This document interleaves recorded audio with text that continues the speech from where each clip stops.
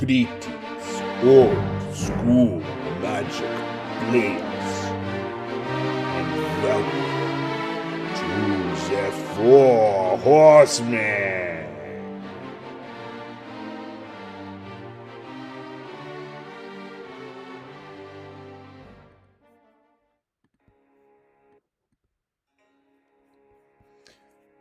Greetings, old school magic players, and welcome to the Four Horsemen. Tonight we're going to be doing some tournament number 11 quarterfinals. I'll be joined by John Eccleberry, who'll be doing commentary with me, and Peter Soltesz and Mike Clements are going to be facing off in their quarterfinals matches.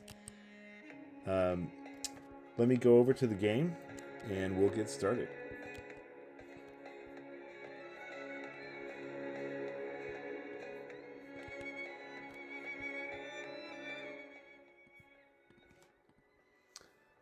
Okay, guys. Peter, Mike, thanks for waiting for me. Appreciate that. How's everybody doing? Doing good. Good. Yourself? Doing great, thanks. Okay, so if y'all are ready to play, John and I will go on mute and we'll do our audio on our messenger channel, and you guys can take the match away. All right, Mike, have a look at your message. There, you got it. I see. Yeah, I got it. Yep. I remember I saw this a little while ago, but then slipped my mind. No worries. I was just literally just having like, oh yeah. What was yours up to? And then, dude, I love your sideboard so much. Thank you. It's so good. All right, there we go. Alrighty, got to go fast. That's the rule here. Nick wasn't kidding. It's gonna be a real long one if I don't go quick. Might be. Who knows? Middle on top's fine. Middle on top, likewise. And do you want to pick the odd or even or something like that? I'll go even's fine. You got it. You want to take the play? All right, I would take the play. All right, let's do it. Good luck. You too. I'm surprised Mike's playing tonight. I think it's his anniversary. Oh yeah, I saw that. Saw the what? But they probably did something fun during the day, so there you go. Yeah. Okay, so I'm gonna mute these guys, and they are ready to play. So I've muted myself and you, John, on the whereby. We should be able to talk now without interfering with their game. Look at that! That was a deep shadow right out the gate. Yeah, we since I was late, we didn't get a chance to do the deck reviews. Oh man, Ivory Tower first turn for Peter. That's trouble. That card is so difficult to get around. Yeah, I was running behind, and so we didn't get to do the pregame deck, the deck tech, but we can do it during the sideboard. Up to 5 mana on turn 2 for Mike.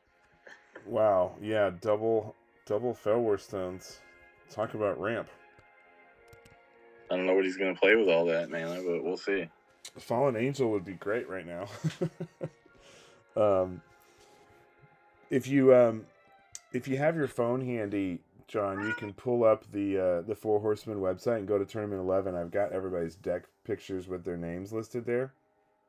Oh yeah, I can take a look at them. Yeah, just go to the Tournament 11. Discord too, right? Yeah, they're on Discord, they're on Facebook, and they're also on the website.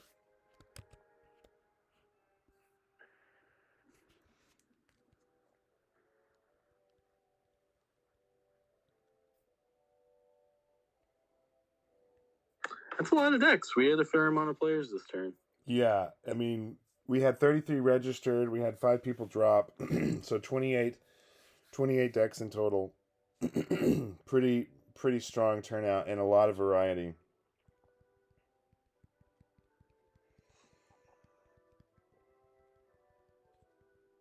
Okay, so what's going on here? So it looks like Peter's played a second turn, or is that second turn? Yeah, second turn Sylvan Library. And he's running 4 of those so that he can do exactly that. It's a pretty strong start to get a Ivory Tower turn 1 and Sylvan Library turn 2. Extremely strong.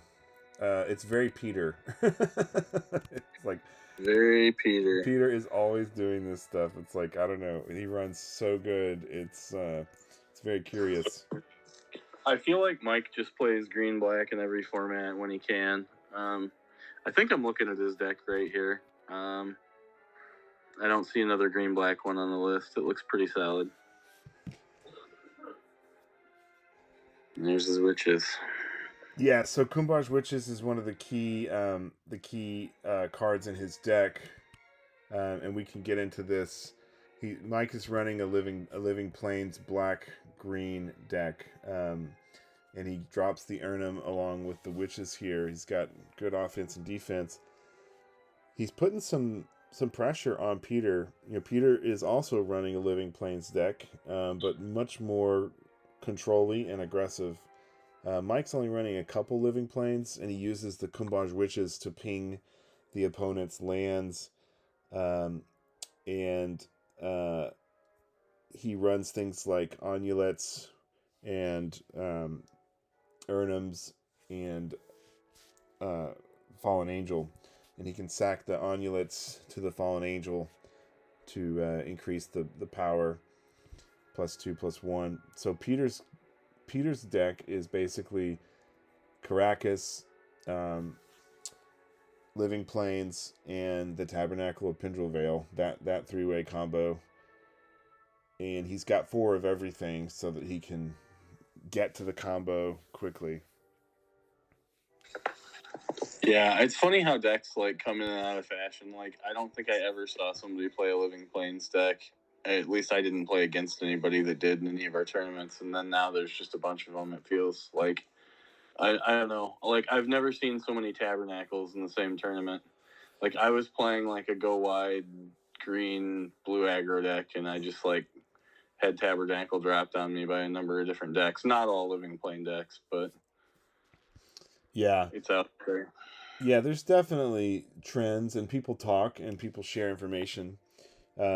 So Mike's coming in here with a big attack. The witches, the elves, and the Urnums hitting for 6. And Peter he's been gaining life off of his ivory tower. I would have assumed he would have just paid, 4 life or 8 life and drawn extra cards and then just continued to gain life off the tower. That's what I would have done. I mean, I don't know if he can afford to if he's going to get hit every turn. So he is gaining every turn, or he was. How many cards does he have in his hand right now? 5? Looks like 5, yeah. Yeah, so once he gets to double green, he's got the 2 green that he can play the Living Plains. Now he's got 2 of the 3 pieces. He's got the Caracas, he's got the Tabernacle, and if he gets 1 more land next turn, he'll have everything he needs to play his combo. And what he'll do is he'll leave the Tabernacle out for Mike to pay the upkeep, and then he taps Caracas to bounce it back to his hand. So he does need Caracas to be untapped. And we don't have either of those cards restricted right now, do we? So they're both 4. Yeah. Or is Caracas restricted? Right. Yeah, Caracas isn't restricted. Was that only in the Legends tournament that we? It was banned in the Legends tournament completely, so that people couldn't pop Legends back.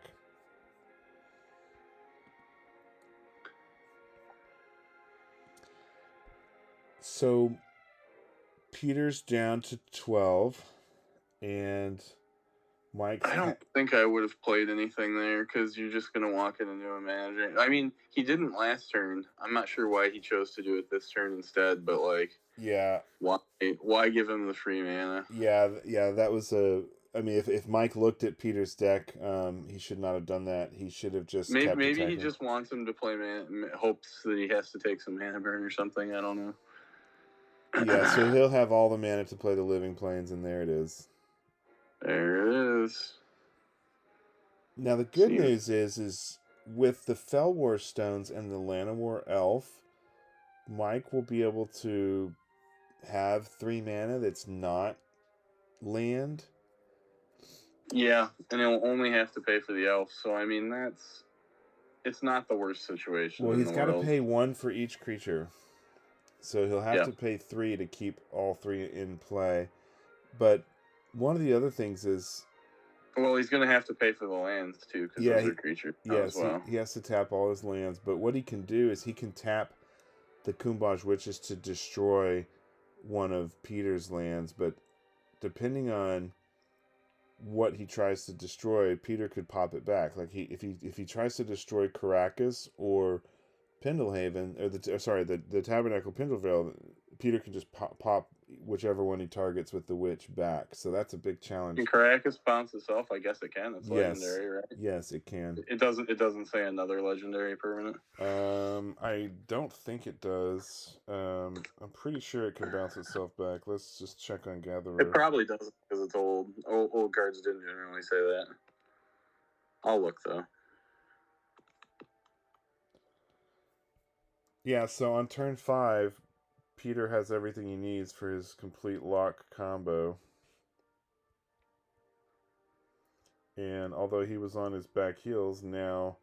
Oh, Caracas can only bounce a legendary creature. Yes, but Living Plains makes all lands creatures. So now it's a legendary land creature. So now it can bounce itself, but only because the Living Plane is out. Yes, because of the Living Plains. Now, that's what Mike's thinking about doing right here. Let me get his volume going. Tabernacle's a legendary land, correct?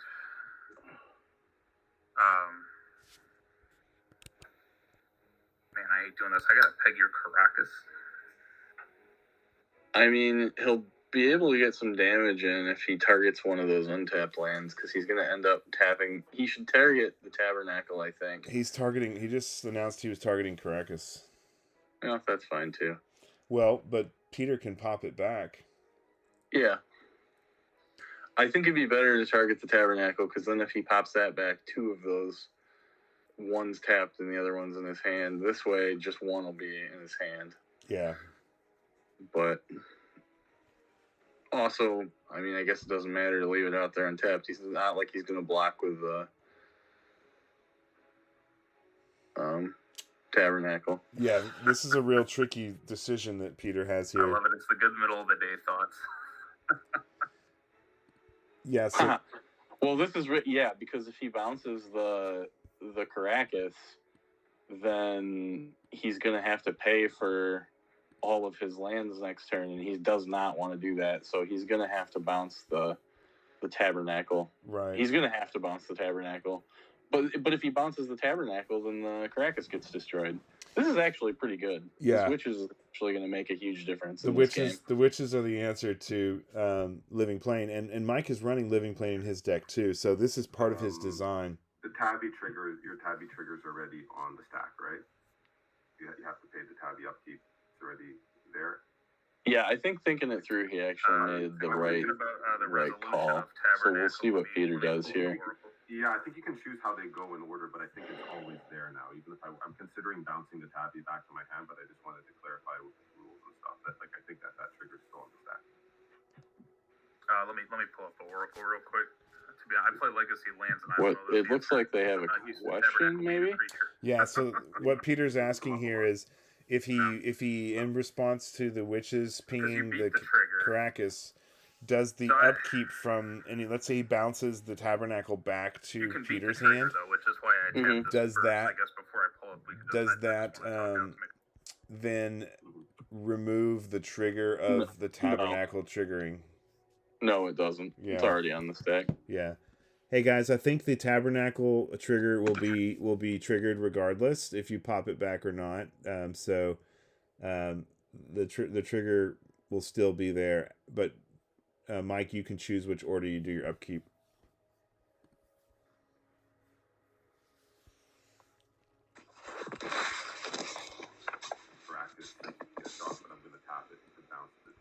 Yeah, so Peter taps the Tabernacle in response and bounces the Tabernacle back to his hand, but the trigger is still there for Mike to pay. Yeah, so Mike will still have to pay for his 3 creatures. But didn't he target Caracas? And Mike, did you target Caracas with the Witches? Yeah, I did. Okay, yeah, there we go. Okay, just checking. All right, so now Peter gets to do 1 damage to something. Yeah, but I mean, you know, the elves or one of his lands is pretty much the only real target.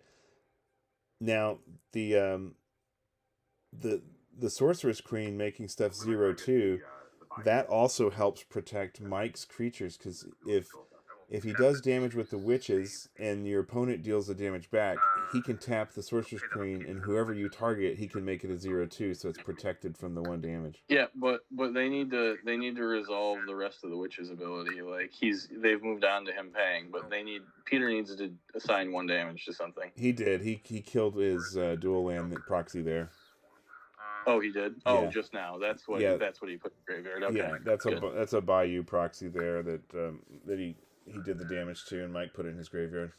Got it. Okay, so he's tapping 2 Felwar Stones to pay for the witches and the Urnums. Let the city go. And he lets the City of Brass go because it's going to cause damage. I'll use it to pay for this and go to 15, however. Yeah, so he pays. Move to my draw step then. Alright. We'll give your, give your strip mine forest walk. It's funny watching all the hand gestures but not hearing the audio. Yeah, wow, Mike's given the we've made strip it to the mine. draw step. He's Incredible. Yeah, he hadn't even gone to draw yet. Yeah, he's given the strip mine forest walk is what he was doing there. Going for 6. So he comes in for 6. I'm gonna chunk So he'll block the Urnum, I imagine. Yeah, so he blocks the Urnum, Take 2. takes 2, and goes to 10. I don't hate Mike's position here. It's pretty good. It's pretty Having those solid. Felwar Stones out makes a huge deal. The Felwars make it all work. Yeah. Yeah, Sylvan, don't forget that. That witch was really mean too because it busted up the combo. Yeah, it's literally that is Mike's answer to Peter's ultimate lockdown combo here is the witches. Well, and there's a mono black deck in the top 8 too that has 4 witches in it. So this is gonna be a tough run. Yeah. For living lands. Yeah, definitely. So I added the purple horses and the set symbols down at the bottom of our of my desert scene. I put the Four Horsemen logo up top. What do you like this new branded background? I do like it. It looks really good. I had noticed that when on your Four Horsemen whereby you had grabbed the Facebook graphic and it had the sets packs, the original 4 packs, and I thought that looked cool, so I just tinkered around with this till I got it to where I liked it. I can just copy this one if we want to have the same on both of them. So there's he drop a honey. Drop of honey. Well, that's okay. I mean... Well, now you've got to pay your tabernacle upkeep, and you've...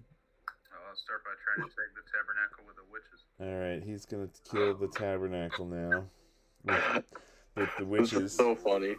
I love it. Yeah. Okay, so that dies. Yeah. And he gets to kill, I guess, one of Mike's lands, probably, or maybe the elf.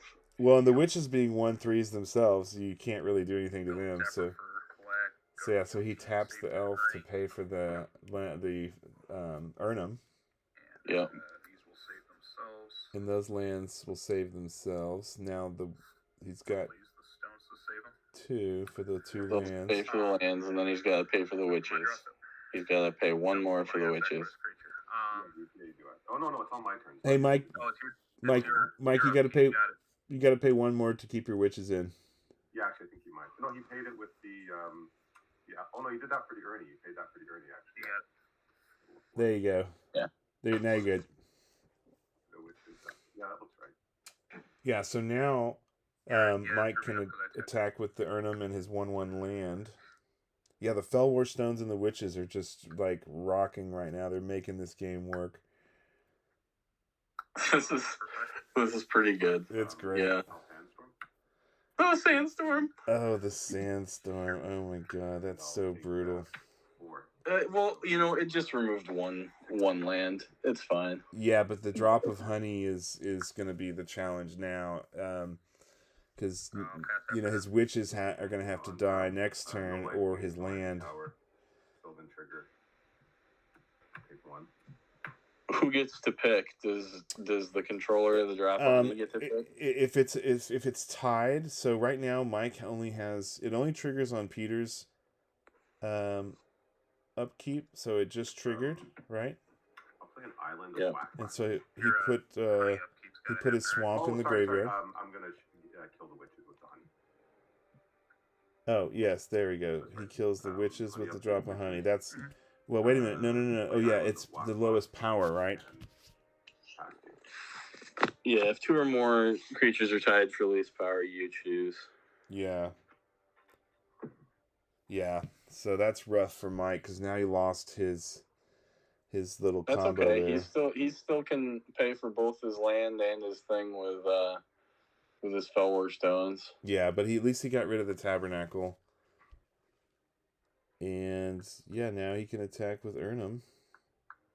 He needs to. Oh, and he doesn't. Yeah, the tabernacle's not even there. The Urnum and the land. Yep. Okay, I'll trump the Urnum with the Wak, and I'll take one from the land. So he takes one and he goes to 5 and he blocks the Urnum with the other 1/1 land. Man, like Mike's got 4 cards. It's too bad he doesn't have anything else to play, I guess. Well, at this point, he's going to lose his forest on Peter's. I guess that land dies. Yeah, he loses the forest to drop of honey, which is really rough because now his Urnum's going to be. Yeah, but now if he doesn't play any more lands, Peter's going to have to start eating his own lands with a drop of honey, which is pretty funny. Exactly. Yeah, that is. Walking over there, if anything, these days. All right. What the heck?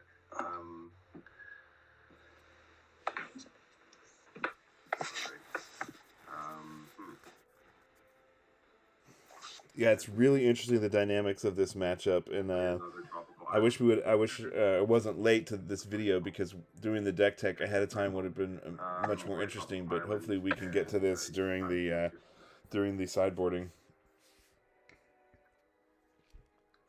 Swing for 4. All right, so he comes in for 4, blocks with another land. I don't really know how he gets out of this. Okay, so Peter needs to destroy one of his lands with the drop of honey after he decides to. Oh, sorry, I'll have to kill one of my own lands. Yeah, now he has to kill his own land, right? Because it's the lowest power. So okay, so let's think about that actually. So this is my card. So if I go untap, and I think he's gonna boomerang the drop of honey. No matter what, just like we were talking about. Yeah, it's gonna. Yeah, the trigger's doing. So you shouldn't have your Sylvan card yet. I think he's. Trigger's already on the stack. He's thinking about boomeranging his drop of honey. My turn. I came to my turn. When at the end of he can't do it at the end of Mike's turn though. It's already his turn. He already did his Sylvan library. Yeah. So he can do it, but he's still gonna have to lose a creature. I didn't block with these on purpose because I want to boomerang the drop of honey back. Oh, well, okay. Then I'll untap. Then I was looked at. No. What is going on? Hey, guys, what's going on here? We're confused. Peter, you already went to your turn, and then you drew. I untap because I drew a card. Yeah, at the end of his turn, I forgot my drop of honey upkeep for myself. Yeah. I left these untapped so I could boomerang my drop of honey. Yeah, and then you went to your draw step without triggering the drop of honey, and that he reminded me of my drop of honey. He said, "Oh shit, I have the card I had drawn of my turn was here. This was already in my hand from before, which I was using to." Okay, but your drop of honey is going to trigger either way, right? I did it on the end of his turn.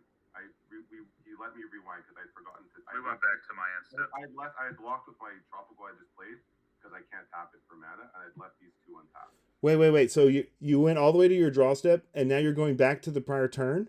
I went to my turn. I didn't untap anything. Yeah, you can't just back it up.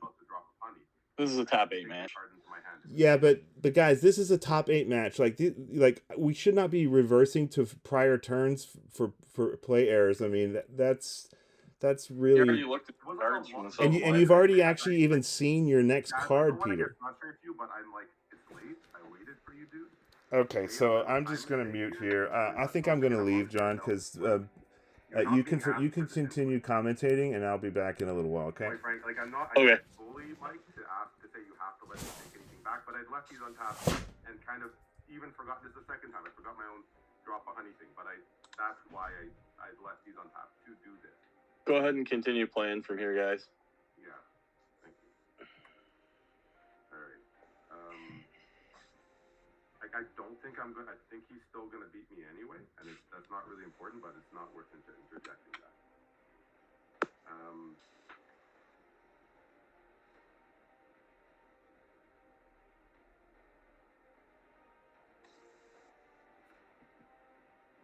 I'll play a Mistress Factory. Mhm. And pass to you two.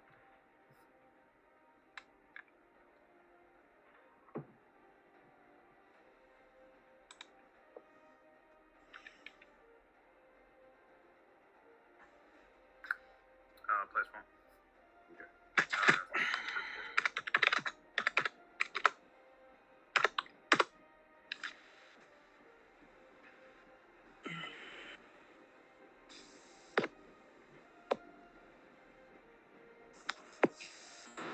I'll chump him in front of the forest here. Okay. Which I could be this one, but did you give one of these guys forest one? During your or during my upkeep, the one that you don't block with probably. Fair enough. Whichever I one you don't think want. I'm coming in with it, but it just Yeah. Finished after that. Go ahead. so untap, no drop of honey, 3 with Sylvan. How many cards do you have in your hand? Just I have 2. two. Okay. I'll take that one.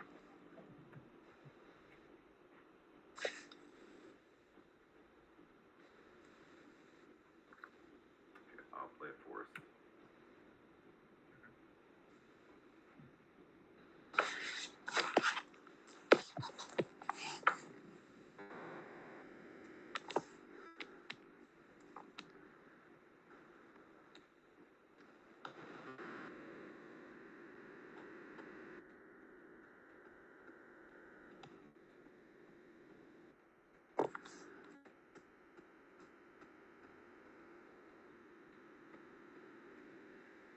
Okay, and I'll just pass you.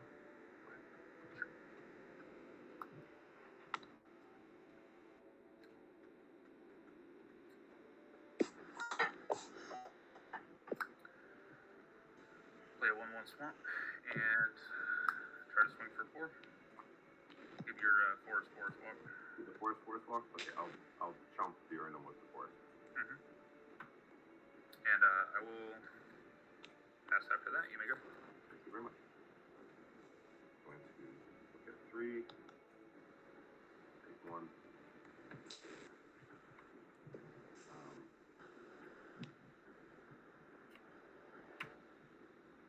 We'll play a Tundra. Mm-hmm. And I'll pass. 2.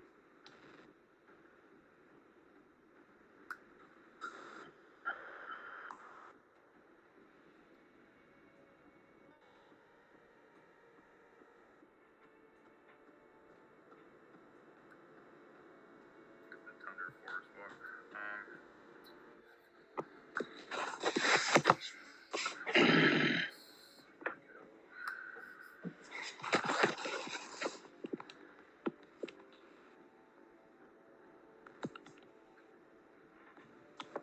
Try for another Sorcerer's Queen.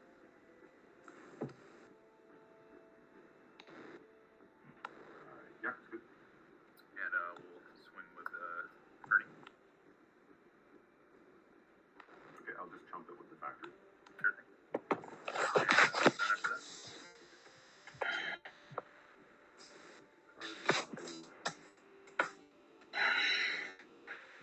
Take 1.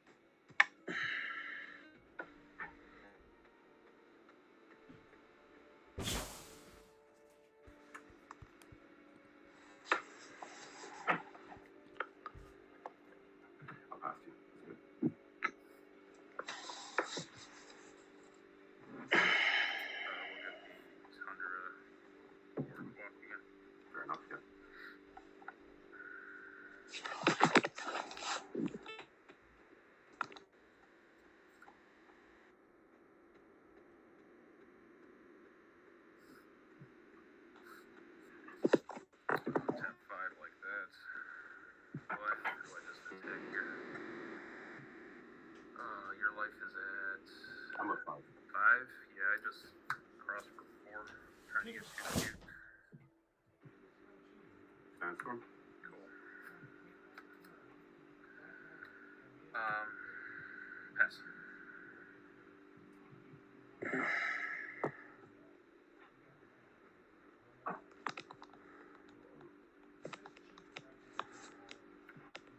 One.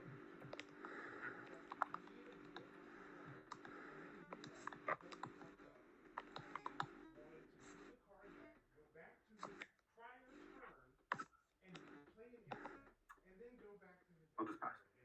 Pass for 2 bits. Play 1/1 by you and back to you. You got 4. Sure. Okay. Whichever one you want. Yeah, it don't matter. Tundra. Okay, Thunder. No more spirit. Well, if you want to hit me for 1. I'll take 1. No, I'm okay. I think I need to just be pretty easy about everything here. I'll play a Caracas.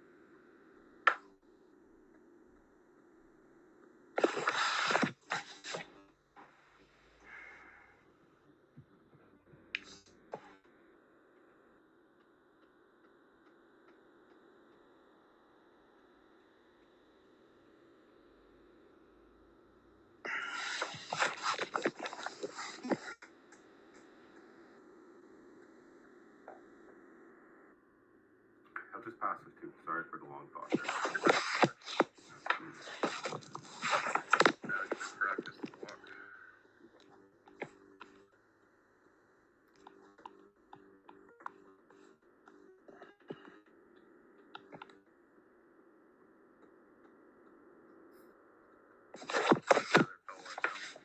Past you. Untap nothing. Okay, well, I guess we've reached a bit of a stalemate here.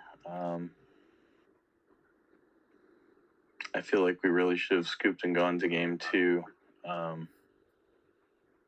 in Mike's favor when we rewound turns there. But they've elected to continue, so Tap that for green for Scavenger Folk. we'll see if Mike can get in an extra 5 points of damage. I don't really see how that's going to be possible with the current setup. I guess it's possible he could find something to remove the Spirit Link on the Urnum, but it seems unlikely. There's not a whole lot of enchantment removal or destruction in this format, and the Scavenger Folk's just not going to do it. Okay. I'll block with the Caracas and the Tundra. Sure thing. I'll pass you. He is continuing to keep Peter's land count down, though, by continuing to hammer in with everything he has, and Peter's had to continually block with lands, so he's just stuck on that one lonely island there. Play City of Brass. Guess if you gotta be stuck on a lonely island, Tropical Island's the one you want to be stuck on.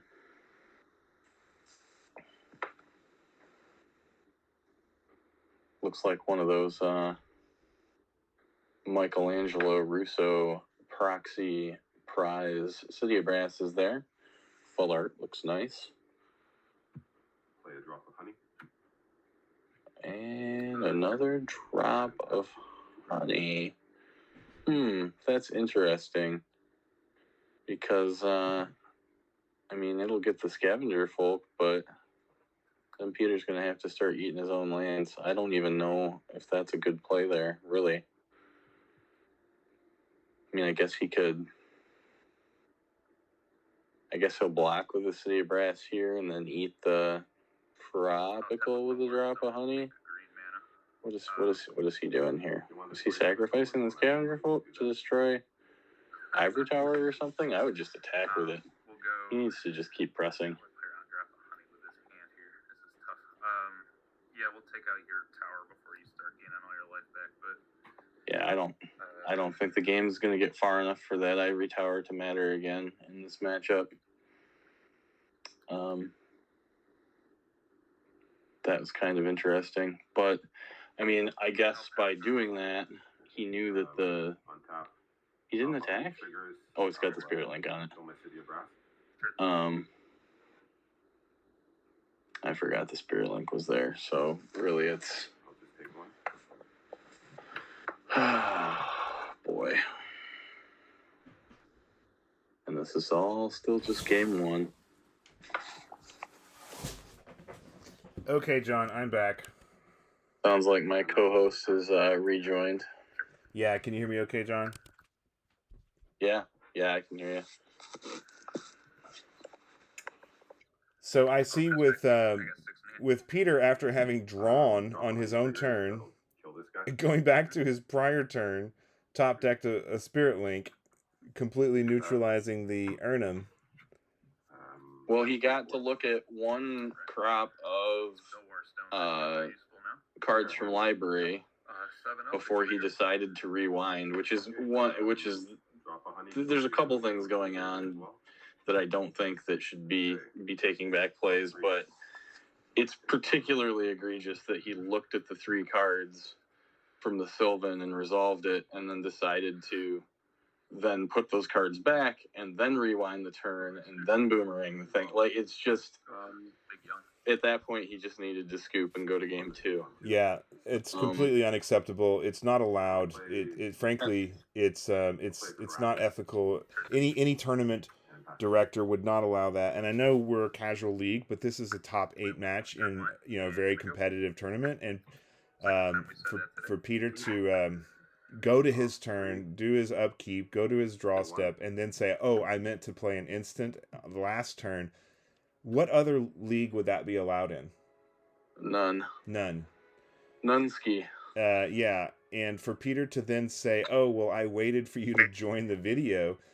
Yes, I was late, but waiting for me to join the video has nothing to do with reverting with this game or with the gameplay or reverting back to trying to revert back to a prior turn. Those things are not related. I'll take a damage to play a drop of honey. So Mike would have won this game, and because Peter basically demanded to go back to the prior turn, now Mike is losing. I can't. It's got summoning stick. Yeah. Hey, good call. I was all excited for you to take that. Okay, now he's taking another play back. I hear you. Okay, his land has summoning sickness because of living planes. Yeah, so that was just a catch. Either Mike caught it or Peter caught it. I don't know which. What did he try to play with it? What did he try to cast with it? Another drop of honey. Oh, right. Okay. So Peter now just has all the time in the world to, with that. Well, yeah, because after he rewound the turn, he was able to then use Sylvan to dig through his library to get both a Spirit Link and a Sandstorm, and just completely turn the game around. But had he just played it out with his mistake, this game would have been over within 2 turns. Yeah. From mistake, it was done. Yeah, I mean, this is very, very frustrating to watch. So he needs I don't even know what to say. His land's going to get killed by the drop of honey anyway, so he needs to use maybe he's got another Urnum. Oh, he does. That's cool. If he didn't have another Urnum, he could have used the strip mine to strip the Caracas, or maybe the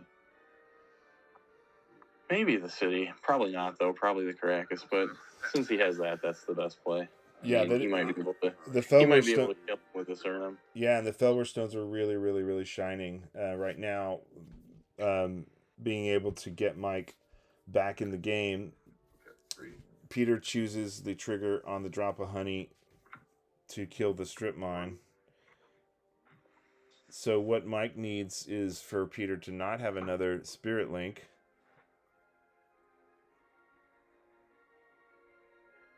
Yeah, I mean, I had a really terrible play error, John, in my match versus William. And, you know, I just went with it. You know, it was a total play error. I did not try and take it back. I told William, you know, after that this was a play error and that it cost me the game. And he's like, yeah, I was wondering why you did that. You know, if it's casual games, you know, if both people agree, okay. But, you know, I made a big play error that cost me, you know, my match with William, and I'm not trying to take it back. You know, it's just not something I think that should be done. Well, and I'm not. This isn't a commentary on Peter because obviously he has accelerated his play skills like quite a bit in the last year, from basically 0 to 60. But certainly, I think that if you own your mistakes, it makes you a better player down the road. Right. Because you learn to be, you know, to look for those things and to not. And I still make play mistakes. You know, when I was playing my Fallen Empires 40 match, I didn't think I was going to win the pod because I made a play error that lost me the first game in my last match. And I was like, right after I did it, I was like, oh man, I should have done it the other way. And Barry's like, oh, you can just do it the other way. I'm like, no, man, like I already did it. Like I'm just pointing out that it would have been better to do it the other way. Yeah. And then I lost that game, and then unfortunately I was able to come back and win games 2 and 3. Right. But, so did Mike just win, or did he just so what happened was for me, I was greedy let trying me to meet hit these guys. So basically, he ashes to ashes. No. I think he ended up discarding the ashes to ashes because it couldn't. He got in for 4 with the. Yeah, that's right. Maybe it was ashes to ashes because. Yeah. So here's what happened. He had City of Brass out, so all of his Fell War stones could add any color he wanted. So he was able to cast the ashes to ashes. Right. And hit both of Peter's lands that were left. Okay. And then get in with Urnham for 4. I'm really relieved that Mike won that game, but I'm still. They should have just scooped like 20 minutes ago and went to game 2. Right. With Mike being victor anyway. Yeah, so let's take a look at Mike's deck real quick. Do you have his deck picture available for you, John? Yeah, I can pull it up on my phone while you pull it up on the other thing. Okay, yeah, I've got it on the stream now. So I called this Fallen Witches Plains. Not sure if Mike has a pet name for it, but it's a really, really brilliant brew. Green-black, you know, it's got some real special stuff. We just saw here how effective the Kumbaj Witches are with the Fallen Angels, and there's other interesting things like Pendlehaven. There's the what's the black legendary land down there in the left? Urborg. Yeah, Urborg. You know, it's even got like a couple Whirling Dervish main deck, which is interesting because they can get bigger and bigger. And they can dodge the Abyss too. Although it's funny, like we were talking about how cards come in and out of favor, and I haven't seen much of the Abyss in the last tournament or two. Right. Yeah, and then the Sorceress Queen is a multifunctional creature because it can protect Mike Clement's lands once Living Plane comes down. The Sorceress Queen can turn his lands into 0/2s so that they can't be. They can block the other lands if they're 1/1s, or he can, if when he's doing the Kumbaj Witches damage, if he can protect his creatures from that 1 damage that comes back by using the Sorceress Queen. So it's really, really innovative. Yeah, I like it. It's pretty interesting. I laughed when I opened the deck picture. The first thing that I saw was the Onulet, and I was like, "Oh, that's kind of fun that somebody's playing that card." But yeah, there's a lot of good stuff in here. Well, the Onulet is a 2/2, so it can also block the 1/1 lands for Living Plains, but mainly it's you know, it can come down on turn 2 if he plays a first turn elf and a second land on the second turn. He can play the Onulet, but mainly I think it's there to give life when he sacks it to Fallen Angel in the mid or late game. Yeah, he can get a little extra life off of it. It can't get hit with Ashes to Ashes, which is good. Yeah. I mean, he normally wouldn't be hitting his own stuff anyway. Right. But actually, I really like Ashes to Ashes here with Living Plane, because if you can eliminate 2 of their lands that way, that's pretty good. Yeah. The other double tinkle. The other cool combo is once he plays Living Plains, if he already has the Fallen Angel in play and is about to attack, he can sack his creatures, his lands that are creatures, to Fallen Angel and come in for a huge hit. You know, yeah, it's a kill shot like Howl from Beyond or whatever, right? Except for you just pump it way up with your lands. It's pretty good. So let's see here. Let's take a look at Peter's deck. So we actually did last night we did a top 8 deck review, and we talked about all these decks, and Peter's deck was one of the last ones we did because he's in the last bracket. But it's, you know, he calls it plain nonsense, and it's, you know, 3 Caracas, 3 Tabernacles, 4 Living Plains, 4 Sylvan Libraries, and the Sandstorms are what really make this deck just kind of, you know, totally out of left field. If you attack with your lands as Living Plains, Peter plays Sandstorm and they all die. Yeah, it's pretty good. It's unbelievably good, and he hasn't been defeated in any of his matches yet. So this is his first, I think, game loss in the whole tournament. Not match loss, but losing game 1. What do you think about Peter's deck, John? It looks very Petery. There's no creatures in it, and it's a grindy control deck. Yeah, the 3 Islands of Whack Whack with the Maze of Ith and the 4 Drops of Honey, plus the 4 Spirit Links. It's just like, it's almost impossible to get through this. And yet, Mike, with the genius of his Living Plane Kumbaj Witches combo, you know, I think that the guys are getting ready here. I think Mike can remove his Living Planes. He doesn't even need them.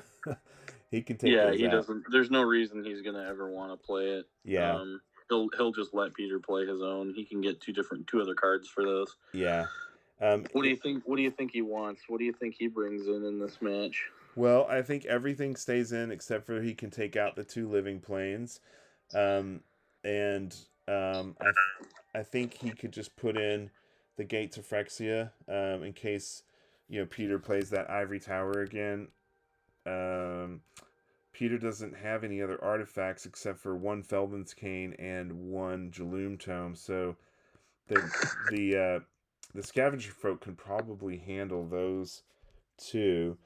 The transmutation is interesting because it switches the creature's, you know, power and toughness. So if you have a creature that's like let's say you have something like a Yoshin Soldier and it's a 1/4. Well, with his Kumbaj Witches and the transmutation, he can switch that power and toughness and ping make your guy a 4/1, and he can ping him with the witches. But you know, that's not going to come into play with Peter's deck. I mean, I guess all he really needs is more speed. So, I guess put in the extra Sorceress Queen for 1, and maybe put in. He doesn't have any other creatures in his sideboard, so maybe the other Ashes to Ashes that's in the board. Yeah, I guess the other Ashes to Ashes would be good. And you know, Peter's gonna have to be careful. Oh, they've already started the match, so let's get back over there. All right, so Peter went first and played a Tropical, and Mike plays a Bayou. And, well, wait a minute. No, Peter elected for Mike to go first, so Peter could draw. Did you see that, John? Yeah. Yeah, he let him go first so he can get the draw, because he just wants to draw into his combo. Okay, so it's really good to see the Fellwar Stone coming out early. Scavenger Folk That's good. It can help with Jaloom Tome or the Ivory Tower. Also, the Pendlehaven is out, so he can hit for 2/3 next turn. All right, so Peter's at 19 now.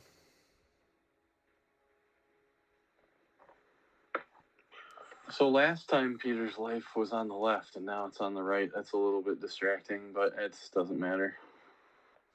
I always keep my life total nearest to my deck. And all the dice are the same color, so it's a little weird. But, I mean, as long as they both know what's going on. Yeah. Mike's got 2 20-siders there, so he's tracking.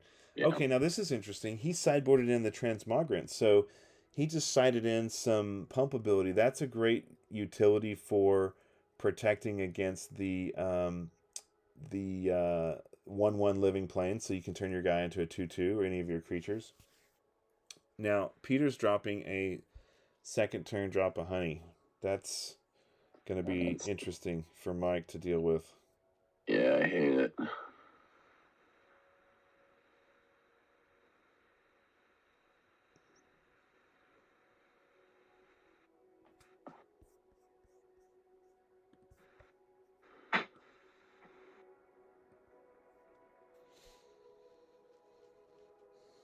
Yeah, the Transmogrant is also really interesting kind of functional tech in Mike's sideboard. It does protect against the Abyss as well if it comes out, but it's a great rapid pump for your small creatures. Yeah, and also if he needs to, he can turn one of their creatures into an artifact creature and blow it up with Scavenger Folk, Yeah. which is nice. He has to. Now this is interesting. Here he's got he's playing the Whirling Dervish before combat. Might be. Yeah, I mean it doesn't matter if he plays it before or after combat. I mean, I guess he could play it after combat just so he doesn't know he has it. But yeah, so he's I don't know. He's hitting in for pumping one of them with the Pendlehaven, hitting in for 3. Yeah, he doesn't care about that drop of honey. He's just gonna try to power through it, which seems correct because the longer the game goes on, the better it is for Peter. So did Peter? What's going on with Peter's life total here? It looks like he took damage on one set of dice earlier, and now he's taking the 3 damage on the other set of dice. Correct. So he needs to add 1. Oh no, I think. Yeah. Mike took damage when he tapped the Elves of Deep Shadow for black to play the Fellwar Stone. That's what's going on. So Mike. No, I don't think so. He attacked for 1 with Elves of Deep Shadow earlier, and that's why the other dice are at 19. Okay. Peter should be at 16, and Mike should be at 20. Hey, Peter, didn't you take 1 damage earlier, and now you've taken 3, so you should have taken a total of 4 damage and be at 16? Didn't you take 1 from the elf, Peter, early on? Mike, ask Mike if he's taken any damage this game. Mike, have you taken any damage this game? Yes, I took 1. Oh, you took 1 from the elves. Yep. Okay, you did not attack with the elves. Okay, sorry. Thanks. Okay.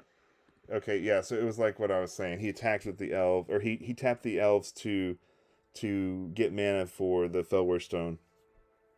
I thought he tapped. Yeah, I must have just misinterpreted. I thought he was able to cast the other thing anyway and then attack with the elves, but I guess not. Okay, so on Peter's turn, the drop of honey triggers. Can we mute you, buddy? Oh, I'm sorry. He destroyed the Scavenger Folk with it. Okay, so yeah, he destroyed the Scavenger Folk with the drop of honey. Swing them both. Okay, so Mike hits now for 2 and maybe 3 with the Dervish, and he could possibly use the Transmogrant, but with the drop of honey out there, it's probably not worth it. So he can Pendlehaven the... buff the Elves of Deep Shadow, I guess. Okay. So I'll take 3 again. I'm going to go to 4. So Peter takes 3 and goes from 17 to 14. And he gets a little... He gets a counter. Yeah, he gets a counter. Wait. Hold on. No, it's too late. Turns past. All right. So he gets a counter. I'm at 14. this will trigger the elves will die. Yeah, so now the elf dies to the drop. Uh, Drop of honey's so brutal. I'm super tired of that card. Peter just plays 4 of it every month for the last like 4 months. I hate it. I hate that card. Play Caracas. No one else is really running 4 of, though.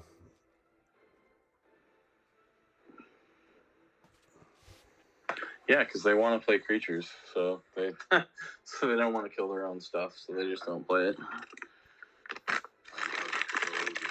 6 cards now. A little nervous about it. They're playing different styles. Okay. It's funny how when you get rid of one thing, there's always just something else. Like, we banned Moat, but now Drop of Honey just gets played as a 4 of. Right. And Maze of Ith was getting played as a 4 of until we restricted it. Right. It was just miserable. Yeah.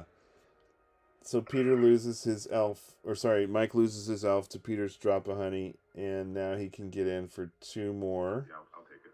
And then that takes Peter to 12, but next turn, the Whirling Dervish will die unless Mike plays another I will pass after that. creature. So this is It's give. unfortunate. Yeah, it's really rough for Mike.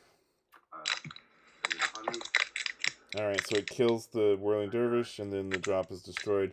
Now Peter's in position to play, well, either his Living Plains or his Tabernacle. He's got the Caracas. Oh, he's just coming in with a factory attack. I suspect that Mike has another creature in his hand, but he just didn't play it because he was tired of the Drop of Honey. Hey, I John, hope he there's plays it. a bunch of crackling noise that's really loud on your side. Yeah, it's because I opened a candy bar because I can't take the rest of this match without it. Oh, Jesus, okay, I understand. He's got Fallen Angel, okay. So I thought he was going to play an Urnum here. There's but, the mana drain. Either way, there's the mana drain, the bane of the format. Yeah. And so next turn, he can drop the Tabernacle and the Living Plains, and then he'll have his combo. I bought this candy bar 2 months ago, and it's just been sitting on my desk staring at me. And I'm just like, I'm not going to eat it. I'm not going to eat it until there's some occasion to eat it. And watching this match makes me want to eat this candy bar. That's really funny. Yeah, I mean, it's just, it's hard to watch. It's like, Mike's deck is so cool, and that first match with the takebacks and... Well, he won game 1, whatever. I guess we'll forget about it. But, this is going to be tough. Like, Peter's got a lot of land out. Mike's got no pressure. No pressure. It's going to be tough to win this one. Yeah, and even if he does work up something, there's those 4 Spirit Links sitting around and 3 more Drops of Honey, and now he's recalling for... He's recalling for 2, so he can get his... He can get his Drop of Honey and Mana Drain back. Oh, gross. Yeah. What did he discard? He discarded a land and a Sandstorm. I still have 1. So I'll use it to activate the factory. So he activates his factory and attacks with the other 1 mana. I've got 4. Because he had 5 mana from the Fallen Angel. I'll play it by you, and you gotta try to pull that mana drain out of your hand, I guess. 2, 3, 4. Try for... There's the Urnum. Yeah. Boom. We'll drain that. Yep. Oh, there's the drawing the other mana drain out that he got back with the... I mean, you got to get rid of it, right? Like, Alright, I got a Pendelhaven untapped, a Plus- Felstone untapped. well, I guess he can just filter all the mana into the factory if he has to. That's kind of annoying. Yeah. It'd be much more interesting if he had to take mana burn. No, I can't. Definitely can't. He's got a lot of cards, though. He's probably got something he can play. But I'll Yeah, Mike's only got 1 card in hand. Peter's got 4. So he's just he's just coming in for the factory beatdown. It's better than my Ernie did. Yeah, it hurt less. It's crazy how, like, even though there's only 1 factory allowed now, like, how many games come down to just somebody beating in with their single factory? Yeah. I'll try for Elder Shadow. Okay. And I'll So the elves I come into like that play. proxy. Yeah, there's another little Bayou proxy there. Alright. So now Peter has to decide, does he want to play the other Drop of Honey? Or does he want to... Try for Ivory Tower of Lost Cards hand. Oh, Ivory Tower. I mean, that's fine. He's only got, what, 3 cards in his hand right now? I think he's got 4 in his hand right now. Yeah. I don't know. I just don't know how Mike gets there. We'll see. 11 more damage is a long way to go. Yeah. Well, and he's got 5 creatures in his graveyard. The elves, the scavenger folk, the whirling dervish, the fallen angel, and the Urnum. And so now he plays the drop again. I've only got 3 in hand. Yeah, it only triggers on Peter's upkeep though, not on Mike's upkeep. Oh, you're making me do math. Right. Alright, what's in my deck? Let's see. That's pretty good. All right. What'd you draw, Mike? Doesn't What look- would be good? What would be good here? What would be good here that is in Mike's deck? I mean, he doesn't have anything to deal with the drop of honey. I think I have to take that damage. Yeah, go ahead. He's just got to let his guy die, and I'm actually surprised Peter took that damage. Well, he's got the transmogrant, so if he were to activate the factory, the elf was a 2/3. Could be a 3, whatever. It could but then be a dies with the drop on- 3/4. I mean, I guess since there's only one factory in his deck, you want to keep it, right? Yeah, it would have been the elf would have been a 3/4 if he activated the transmogrant on it. So yeah, Peter just took it, Probably don't need to play that actually, but I did. and now he can just come in with his factory for basically the win. I think. Taking cards out of my hand when I need them. Hey, I'm not gonna stop you. I know. I don't know what I'm doing. I feel like I'm playing a little odd anyway. After 3. Yeah, and I don't want to gain life.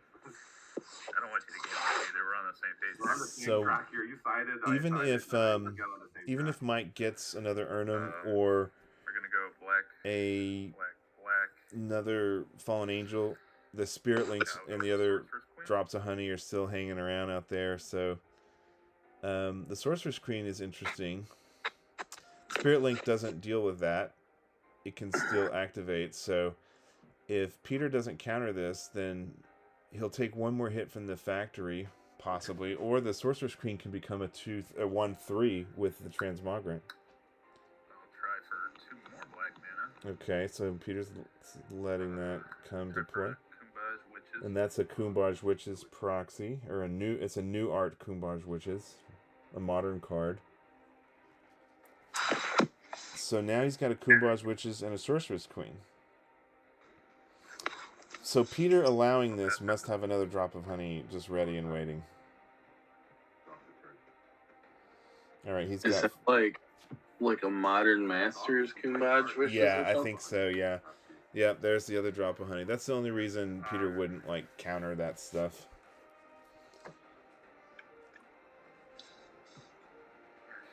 I mean, Mike might just like that art, and that's fine if he does, but I've got a bunch of witches in my bulk box. I'll totally send him one. If he Yeah, doesn't have yeah. He was telling me he wants to get some more Arabian Nights ones. I'd like to stick with Pendle. Okay, so Peter is stripping the Pendlehaven. No, the Pendlehaven's so good. Off this turn. Alright, I'm gonna crack a drink. There we are. We did it. Yay. On my turn now. Okay, so the Sorcerer's Queen is a 2/3 right now, and then the Witches are a 1/3. So he can make his factory a 2/3. Yeah. So he needs to attack with the Sorcerer's Queen only because it's a 2/3 right now, and then if Peter blocks, he can Yeah, use you the can play Transmogrant. Yep, he can use the Transmogrant, and he can ping with the Witches to finish off the factory. So Peter did not fall How many for it. cards do you have in hand? I have 3 cards.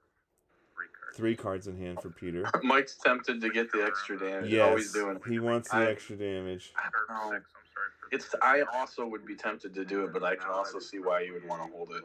Yeah. 3? No, 2. So now the Sorcerer's Queen is a 2/2. Artifact creature now, I understand. Since the Pendlehaven's gone, I see why Mike would do that. 4 mana. Well, he wants to just get in for max damage. Yeah. Before he loses all his stuff, right? Taps, So. Mana drain. taps 4, plays Ernie. God, a mana drain every time. Mana drain, yeah. Well, there's There's remove souls also in Peter's deck, so That's the goal. That's the fighting Yeah. here. All right, drop a honey on the witches because they're the lowest power creature. I will throw 1 damage at you with the witches when you target it. yeah. So he's activating the witches, doing a You can damage, throw 1 if you like. and he can deal 1 back to Mike. But yeah, I'll go to 10. So Mike's at 10, Peter's at 5. This game is pretty. This is kind of a nail biter. Mike's really doing a good job of hanging in there, keeping the pressure on, despite losing. I mean, he's lost like almost 9 creatures, I think, now at this point. Yes. Uh-oh, there's pretty the wild. there's the Sylvan. Yeah, I know, Sylvan really big. Okay, so Peter's got 3 more mana from the Urnum. I'll pass you 2 cards in hand. I guess he Oh, no, activate the mana factory. burn. Oh yeah, okay. Use this mana. He He's used just it, putting man. it all into the factory so Yeah. that he doesn't have Now- to take damage. If Mike had his crumbles, he could take that factory out right now, which would have been sweet. But it looks like he did not have a crumble. I know he's got him in his deck and in the sideboard. And unfortunately, the Sorceress Queen's only... Oh, hey, there's an answer for factory. Well, not with Drop of Honey. Oh, yeah. Well, that sucks. Yeah, he shouldn't even play it. It's just going to get eaten right now on Peter's turn because it's a 1/1. I think Mike is realizing right now he shouldn't have played it. Well, maybe he should take it back. Well, what he can do though is he can tap the Sorcerer's Queen and make it a 0/2. Well, he can. I guess they can stack it that way so that he has to kill... Well, it still dies. And 'cause then it's he the gets lowest, to choose. Yeah. It's the lowest power. If he Yeah, makes it I think a what's I play all over the place, and all these leagues have different rules. What- Is this the tap the factory, make it a 3/3 league, or did we? It's the top. It's the modern rules. Tap the factory. It is modern rules. You get an insane land creature. Yeah. So Mike's asking about, As I does read the my top cards, I creature realized still I do don't do what they damage? did, so that was I really hate that we, voted to change that. I think we should have kept factory, tap creatures deal no damage. Yeah. Did you notice, John, that Michael Angelo Russo in his Magic 40 has implemented that rule? Yeah, it's one of the ones that if you're gonna play with old rules, like I think Mana Burn's the big one Mm-hmm. that everybody likes to have added on, and then the next one down would be that one because there are cards that I feel the same way. were designed with that in mind because that's how it worked back then. Yeah. Yeah. And we played that way for a little bit. Yeah. So that was a play error on Mike's part, and he realized it kind of after he played it. I think he realized, I shouldn't have played this because the Drop of Honey just kills it. So that was an error on Mike's part for sure. But he didn't pick it up and put it back in his hand. Yeah, exactly. He just owned the error, which is what you should do in a tournament like this. Okay, so Peter just passes. It's really frustrating to see, Drop of Honey just demolishing every creature in the deck. For 2, I'll activate my factory. Sure thing.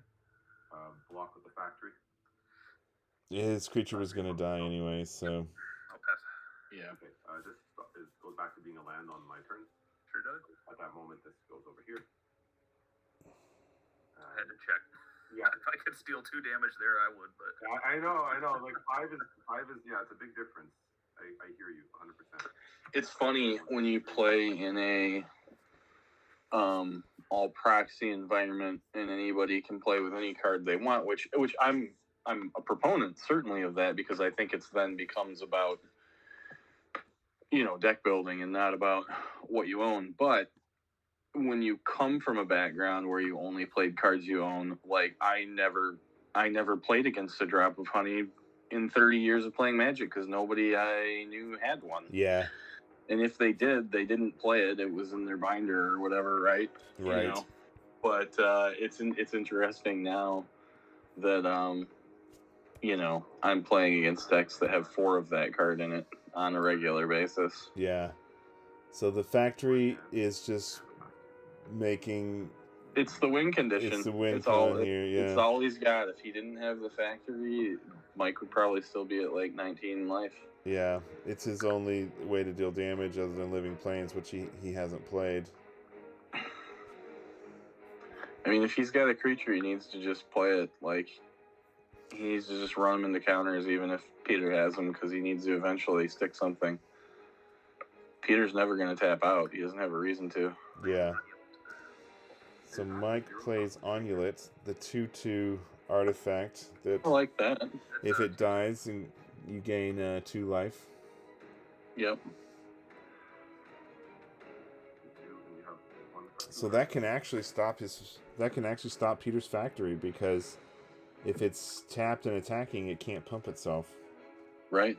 Yep. So he can just trade and gain a couple of points of life. Yep. That seems pretty good. Alright, so Peter lets that go. I guess he's not infinitely mana draining everything. Let's see what happens next. Well, so let's see. So he mana drained, and then he recalled the same mana drain and mana drained again, and then he mana drained after that. Yeah. So he's mana drained 3 times, but I think there's only 2 mana drains in his graveyard. And 2 drops. So still 2 more drops and 2 more mana drains and 4 remove souls in his deck. So it's not like he doesn't have a plethora of ways to deal with anything else Mike plays, but he did manage to stick a creature, amazingly enough. So that'll slow Peter down for a minute. Onulet for the win.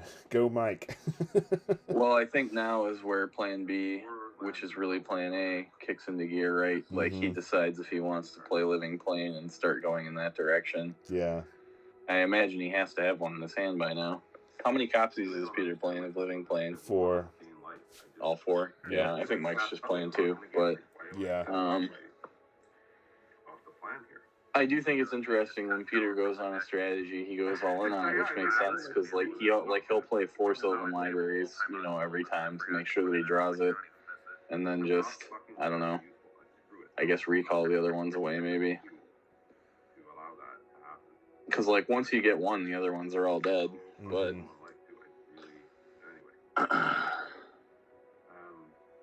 This is tough.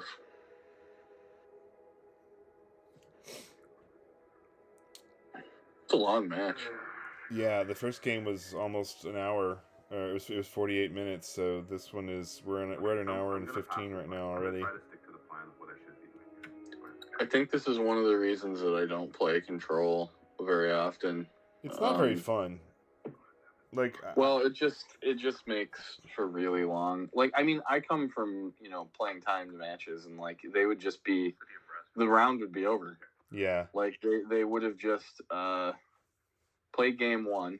Mike would have won, and then they would have went to time, and that would have been it. The match would have been done. And Mike would have won the match because he won game 1. Yeah. It's interesting that, in all the other leagues, the only league that's implemented a time limit is the Paladin format on the Tuesday night gauntlets. And you don't see Control decks dominating there because of that reason. Well, and you have to have a time limit if you're having a live 3 rounds and you want everybody to finish, right? Yeah. You all want to play your 3 rounds and then go to bed. Yeah. Yeah, so now it's just kind of a stalemate because Mike cannot attack with the Onulet because of the factory. I think Mike's realizing that he needs his crumbles in his deck because Drop of Honey just completely deals with Scavenger Folk. He needs Crumble, or he needs that Gate to Phyrexia, because the Gate to Phyrexia or the Crumble will take care of this factory problem. Well, the Gate won't work because you can only do it at your upkeep, and Peter just won't activate his factory. Oh, that's right. Okay, so Crumbles but then. The Crumbles definitely need to come in. If he didn't bring him in, he needs to bring him in for game 3. Yeah. I mean, I hope he did bring him in and he just hasn't drawn him yet, but I don't know. It'll be interesting. It's always interesting to see the way people sideboard. Ugh, he needs another land right now. So he's not running any Crumbles in the main deck. He's running the 3 Scavenger Folk, but he's got 3 Crumbles in the side. Peter's gaining life from Ivory Tower now. Yeah. So frustrating. Yeah, now he's got the Ivory, and he got Ivory Tower both games. I mean, Well, I mean, it's a long game. He would have got it eventually. He didn't start getting life off of it until just now, but it's happening now. Oh, and look, he's going to take an extra card. yeah. Yeah, because now you have an incentive to take extra cards because you're going to gain the life back from the tower.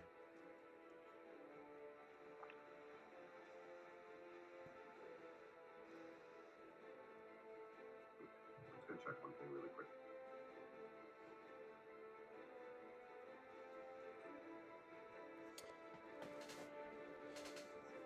So what Mike needs to do is he needs to wait until Peter plays his combo, and then he needs to play the Kumbaj Witches after that. Although The amulet was how many to cast?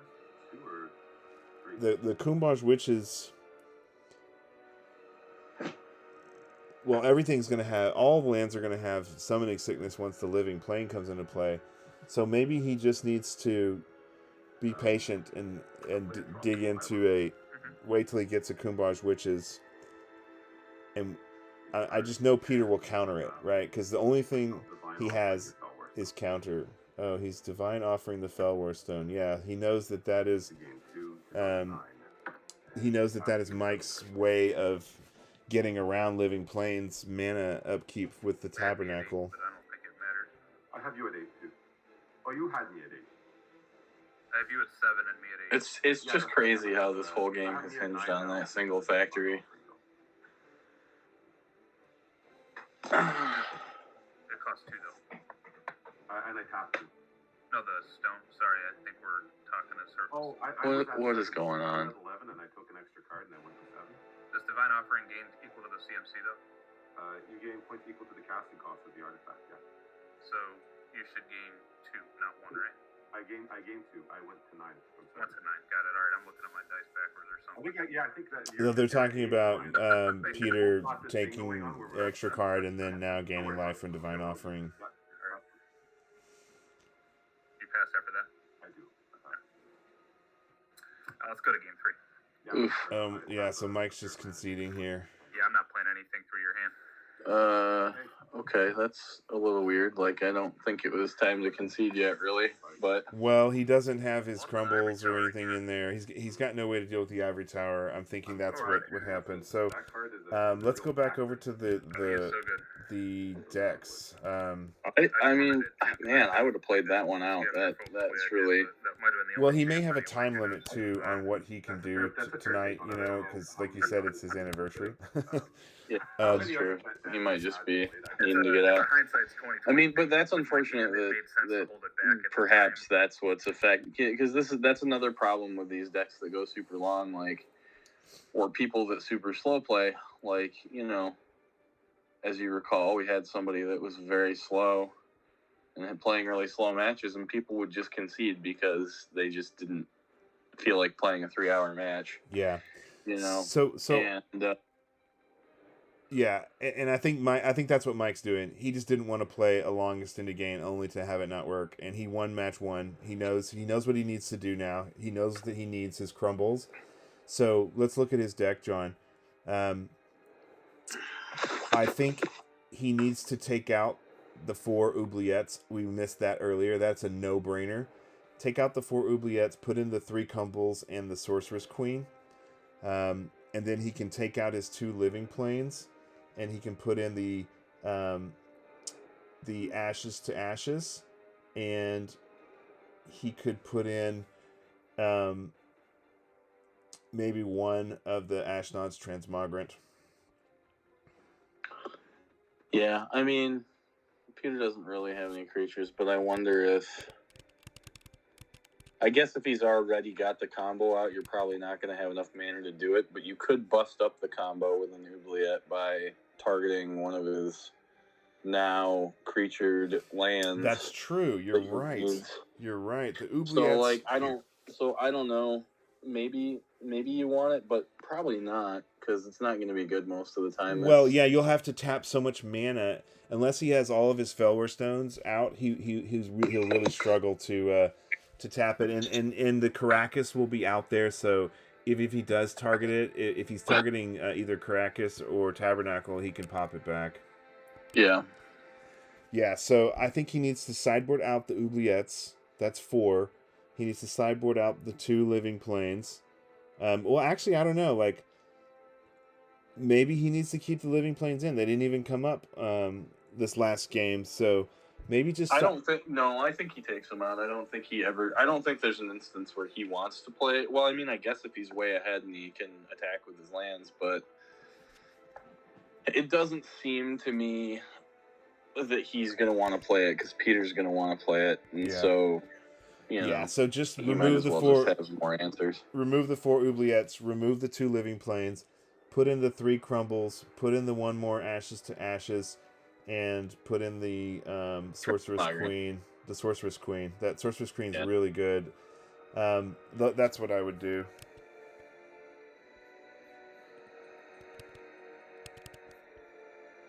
Oh, this is tense. Hence the yawn. Okay, they're shuffling up.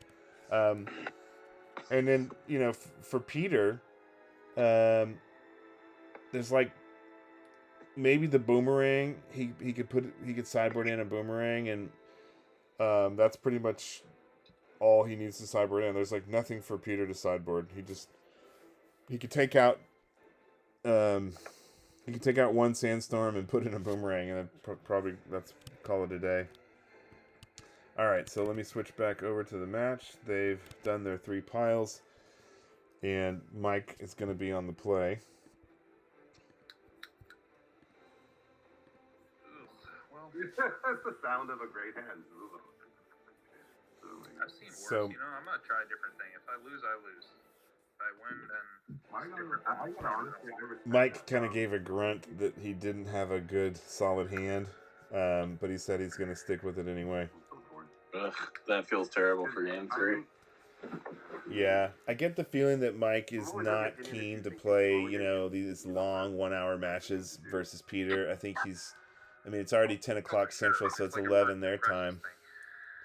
I tell myself that in like big real tournaments though, and then I go back and end up with 4 cards in your hand, and everything's just worse. You know what? If I lose, Wow, John, it sounds like a bookshelf fell over there or something. Mr. Forrest, go ahead. What fell over? It sounded like a bookshelf just toppled over. I like the pace. Yeah. What was that?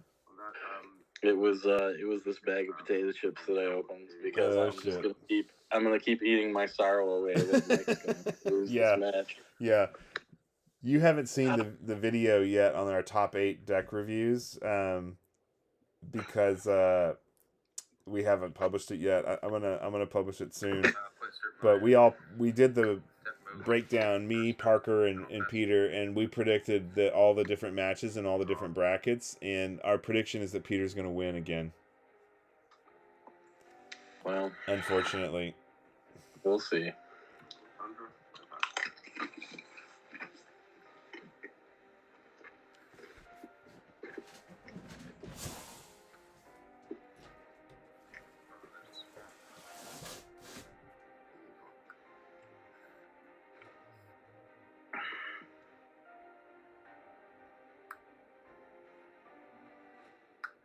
He's getting scurred. He doesn't want to play into a mana drain. So he's going to strip one of those and then play something. That seems fine. What's he going to play is the question. Yeah. That's a good card.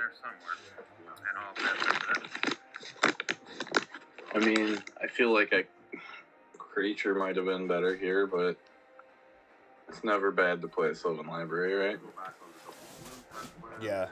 Sylvan is always good, and Mike can just very aggressively draw everything. Like, I wouldn't even mess around with waiting for Peter to get his combo.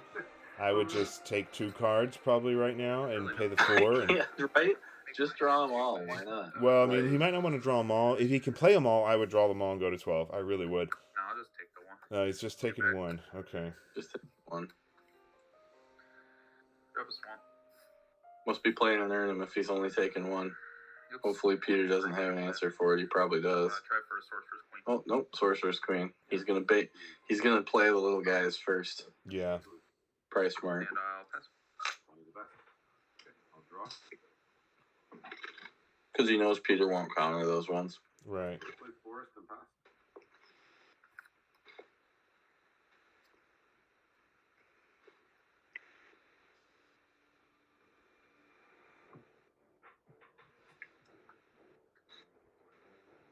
Just one.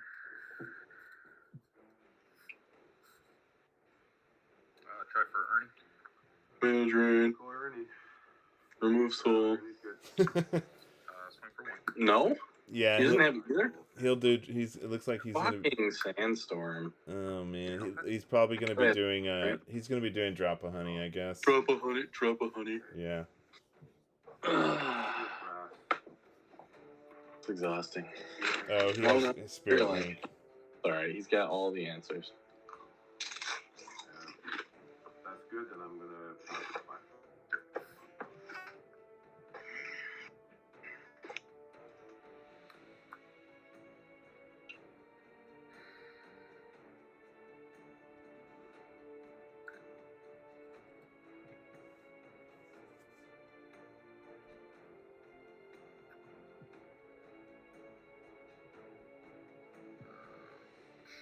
Try for going to 19 with the city.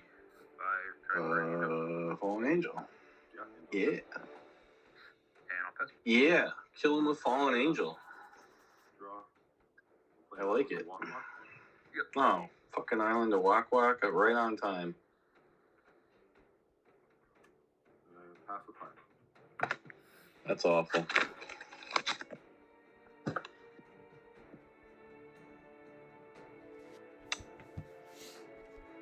Yeah, the Island of Whack Whack is such a good answer to flyers.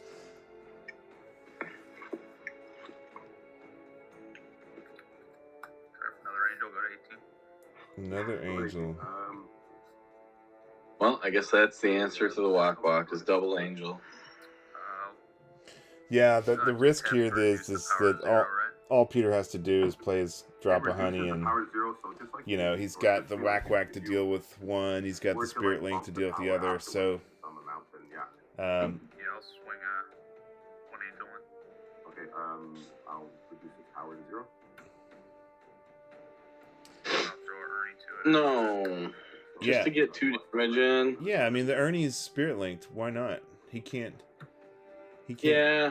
I don't know. I guess just as good as any time later Yeah, doing it now. I agree with that. I mean, It's fine. it'll make the drop of honey work faster on his angels, but I mean, he does. The Ernie is useless for the rest of the game. if he plays Drop of Honey and he wants the Drop of Honey to go away, he can just sacrifice the angels. Yes, that he can sacrifice them to themselves. I actually He doesn't have to wait for it. Yeah. He can just get rid of the drop immediately. Yeah, this came up in another match of mine, and I looked it up. A few years ago, they added a rules clarification that Fallen Angel can sacrifice herself to herself. Yeah. So yeah, that's a good way to get rid of the drop, but it's awful to lose all your flyers. Now these Fallen. Oh my God, man, that's so frustrating. I hate it. 3 main deck and 1 sideboard. Mike There's has just Mike no has to be just angle where Mike hating gets to life do right now. damage, because every turn he just plays the answer for whatever he played. Yes, I mean, I get it. It's a control deck that's just all answers, but I'll take it. yeah. it's frustrating. When I really want to piss Peter off, I jokingly refer to him as Mike Griffins Jr. Tap City. Oh, okay. Yeah, it's like 2 Angels. I only got 5 mana. Island of Wak Wak. Dude, I thought this was a terrible hand when I had it. It seemed really like a bad hand. Man, so we both kept bad hands, but mine featured. So you're gonna cast some stuff or what? I don't know what He I'm took all gonna those do with it. cards, Like, so hey, we're on the Flyers plan. he needs to play something. Got 2 neutralized angels. I mean, angling to like get 2 damage in by sacrificing 1 angel to the other is just bad. He needs to just play more guys. Green with the city. 3rd fallen angel. We use that green for scavenger. Nope, scavenger folk. And what else? Sorry, so you're Earn 'em. casting a lot of lands, but you're just casting a scavenger folk. And you earn them. Yeah. Yeah. And So does Peter have another mana drain here? No, he doesn't have one unless he just drew one. Untap. He hasn't had any answers to the creatures that Mike's been playing. So. Well, the Spirit Link and got. I mean, he's had answers. He had the Spirit Link and he had the 2 Island walks. But well, and that Sandstorm. He hasn't had counter spells for them. The Sandstorm taking out the Sorceress Queen also. Like, Mike attacked for 1 with that, and that Sandstorm just zapped it. It's the Sorceress. I mean, at least it was 1-for-1 removal, and it wasn't multiple guys getting zapped. Yeah, but the Sorceress Queen is so critical with that, make a creature 0/2 ability. There's the other Spirit Link for the other Urnum. And I'll play a tabby. And there's the Tabernacle. Oh my god. Now the Caracas isn't out yet, so Peter's gonna also have to pay, unless he's got a Boomerang. I wonder if Peter has a Boomerang in hand here. Well, Living Plane's not out right now, so all he has to do is pay for his creatures right now. Yeah, so this just locks Mike's mana down.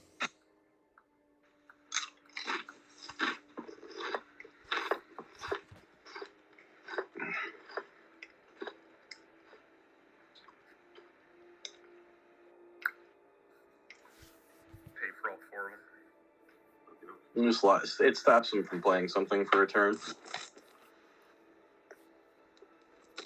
Which, is not nothing. Right. Play Forest. That Forest for a Transmogrant. Cool. So he gets in for 1. I mean, well, he can sacrifice. Well, yeah. I mean, it's no point in sacrificing. He can sack the Urnum to one of the angels after he uses the walks on him and get in for 3 total, I guess, for 2 for one of the angels and 1 for the scavenger folk. If he really wants to, he could pop the Transmogrant on something, but I don't know. Peter's at 18 life, so it's not like. Well, the other thing he can do is he could use he can attack with both and move to damage step. Peter will have to tap both whacks. He can use the Transmogrant and he could sack I will reduce both their power. Yeah. So now Mike can sack the Ernie. To deal 2 damage. So that's 2 damage, and he could do the Transmogrant now too. And I will pass that. If he wanted to, he could. But he's holding off. Actually, holding the Transmogrant up along with the Scavenger Folk is a good way to bust up the combo if he needs to. He can, if Peter plays Living Plane, he can then make the Tabernacle artifact creature and blow it up with a Scavenger Folk. Oh yeah, that's right. That's really good. I think he needs to leave it up, even though really tempting to attack with it and get any extra damage. Yeah, that's right. He also, I'm really hoping he sideboarded his Crumbles in. I wonder if Mike looked at Peter's deck. Probably not. Yeah. Maybe. I would guess. But I don't think so.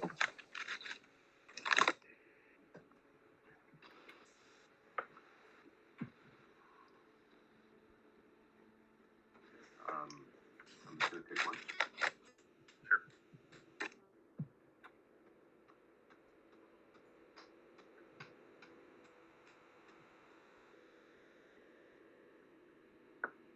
I think we might have to go back to being a 4-strip mine format. Yeah, I mean, all these utility lands, it's either that or we start restricting Island of Whack and Diamond Valley. I mean, if you're additive rather than subtractive, like if you bring back all 4-strip mines, a lot of these things just take care of themselves, I think. Yeah, but then you're back to having to play like 29 lands in every deck. Yeah, that's true. I mean, It's 6 of one, half dozen the other. I mean, I was getting kind of tired of playing in a 4-strip environment because there were like games that just ended because somebody got double stripped really quickly. Yeah, but that's the main at the reason. same time, you didn't see these super long matches. Well, particularly with the combos that I had introduced, the Disharmony Diamond Valley, and with the well-known, Rook Egg Diamond Valley combo, those are some of the most powerful combos like in the meta right now. And then, one of the ways to deal with Rook tokens is Island of Whack Whack. Yeah. So, I mean, it's starting to become necessary to run, 2 Diamond Valleys and 2 or 3 Islands of Whack Whack in most of these decks, particularly if you're running any red. Island of Whack Whack's another one of those cards that I doubt that anybody in this group owns 4 of them. I own 3. Do you really? That's pretty cool. I have 3 of them. They're all super beater. Like, very heavy played, maybe even considered damaged. But yeah, I've got 3 of them. I'll play Caracas. Oh, there's the Caracas. So now he's got everything he needs for Living Plains. But Mike has the Fell Wars. Yeah, I'll play a Drop of Honey. Okay, so now he plays Drop of Honey. Yes. So now he can just choose for all of Mike's 1/1s. Oh man, he should activate the Transmogrant now. Alright, well that was the card I was ready Not yet, to draw. because there's no... Something very specific here. Oops, I gotta do my thing here first. There's no Living Plane out. I mean, it's funny. Well, no, I guess he's got both. So, if Mike had his own Living Plane, I guess in response to him playing it, Peter would just bounce the Tabernacle, but then he could kill the Caracas by turning it into an artifact creature and blowing it up with a Scavenger Folk. But none of that matters because he has to tap lands to pay upkeep for his guys, so yeah, I don't know. And plus he probably sideboarded out his Living Plains anyway.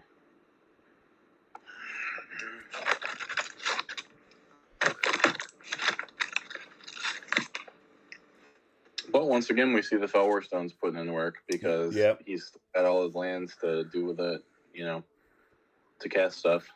Yeah, the Fell Wars are really good right here. I wish he had a Kumbaj Witches out. That's really what he needs. I wonder if Peter is holding on to another Spirit Link for... Oh, there's the Witches. I'll go to 8. Or, sorry, I'll cast. Let me think about the Witches here for a second. So Peter's thinking about the Witches. I guess he's going to mana drain. Probably. I mean... The Witches aren't going to live long with that Drop of Honey out. Yeah, because Peter gets to choose, but he can activate the Transmogrant and put it on the Witches to make them 2/4. That only saves it for 1 turn though. Well, it makes it a 2/4, and all the other 1/1s are. Well, yeah, you're right. As long as he doesn't have Living Plains out, it only saves it for 1 turn. Yeah, I'm wondering why he played that. Well, he must have another one. It forces Peter to not play Living Plane now. Oh, he plays another Witches. That's hot. That's nice. This might work out. No, I've none yet. John, I need some Kumbaj Witches. Do you? You don't have any? I don't have any. Oh, I'll send you some. Yeah. I got a whole bunch of them from Chronicles in the bulk box. Oh yeah, if you can throw those in with the next envelope, that'd be awesome. Yeah.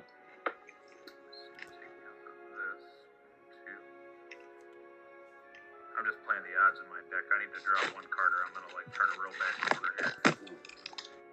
Well, Mike is doing a good job coming back. I mean, Peter has destroyed so many of Mike's creatures with his double drops of honey and mana drains. Oh, they're in here. Oh man, way to go! I'm so glad you kept him in. Oh, he's saying he kept in his Beat living him with planes. Angel. I mean, I play it right now and everything's fine, but Yeah, if he played his living planes right drop now. body, I'm trying to see how far I can scoop around it. I don't know if the slow way or the fast way is going to be the way to go here. I'm going to pass. Untap. Okay, so Peter kills one of the witches, I imagine. Or maybe he kills the scavenger folk just because there's two of the other one. No, he kills a witch. You want to ping me on the way out? Graciously kills the white bordered one instead of the black bordered one. No, certainly. Okay, I'm gonna look at 3. So doesn't Peter take damage there? I'll take 1. No, he didn't ping anything with it. He just, Play a basic island. Peter just killed it with Oh, Dragon. that's right. He can't tap it. Okay. There's your islands, John. Everybody loves those. That's got to be the most popular giveaway card ever. It's pretty fun. I like how excited people are for it. They're like, oh, I gotta get some of those. Okay. I've got I mean, anybody could just print them up, but Yeah. it's funny that they're excited to get ours. I'm glad they are. Yeah, it's really cool. Pass you. Alright, so the library, show me your stuff. Let's do it. You can take it. You can take 2. I'll take 4. Draw 2 cards. I'll go to 4. All right, so he's taken 2. He drew 2 cards and paid 4 life. Sorry. That's a little risky, isn't it? I guess not. I guess it doesn't matter. Is Mike conceding? No. For my guys, but He's paying for his guys. I can't attack for your stuff. Yeah, he's paying his upkeep for his guys. So I guess there's an error that would have cost Mike his whole board. So there's a take back right there. That's a big deal. Because Mike's already drawn, and then he forgot he forgot to pay the tabernacle upkeep. So technically, he should have lost all his creatures if Peter was being a stickler, like I was being earlier. Technically speaking, Mike didn't pay the upkeep on his creatures. Is what. Yeah. Okay, so there's a Jaloom Tome. Well, I think it's a less egregious oversight than earlier. Yeah, earlier was a game-winning move because it completely allowed Peter to boomerang his. It just doesn't want to show me that living land. His what did he end up boomeranging? I forgot. Get that. I don't know anymore. Probably probably his tabernacle. Yeah, the tabernacle. I should have swung last turn, but oh well. Went for one with a scavenger folk. So he's going to attack with the scavenger folk? I don't know. I think I would have just sacrificed the scavenger folk and destroyed the Jaloom Tome. If you're going to Pendlehaven, then in response to Pendlehaven. Well, I mean, he's got to kill him. What's Sandstorm going to do? He already used So. Oh, he's doing it. He's using Sandstorm in response to the activation on the Pendlehaven. Right.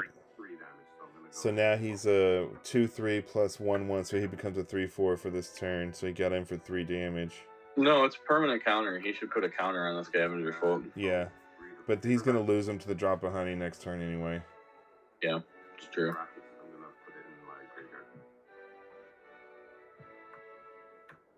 Okay, so he activated the Jaloom Tome at the end of his turn.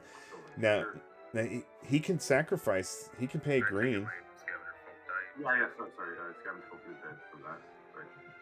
Right. Mike, no, you can act. Yeah, so he attacked with it. Oh, that's right. Do I need to put these back down? Is there a mistake? Mike can activate that scavenger folk in the drop of honey trigger, right? No, it's tapped. He attacked with it. Oh yeah, that's right. I think that he was. I don't know what maybe he was thinking he could sacrifice it to the angel, but that would be really bad because then the angel would die. No, go ahead, guys. Sorry. Okay. Yeah, I think the question might have been about Transmogre and Pendlehaven, but the way it stacks, it should work. Yeah, It it's. should work.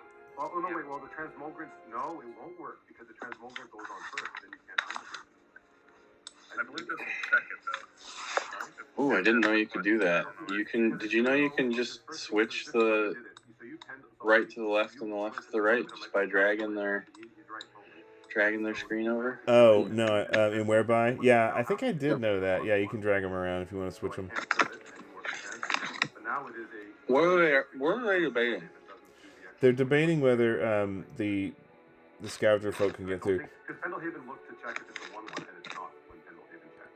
When it resolves. Yeah, you're right. You got it. You have one more life. I think Chad's right, actually. But thanks for pointing it out. Well, Okay, 3 cards on yeah, the top. so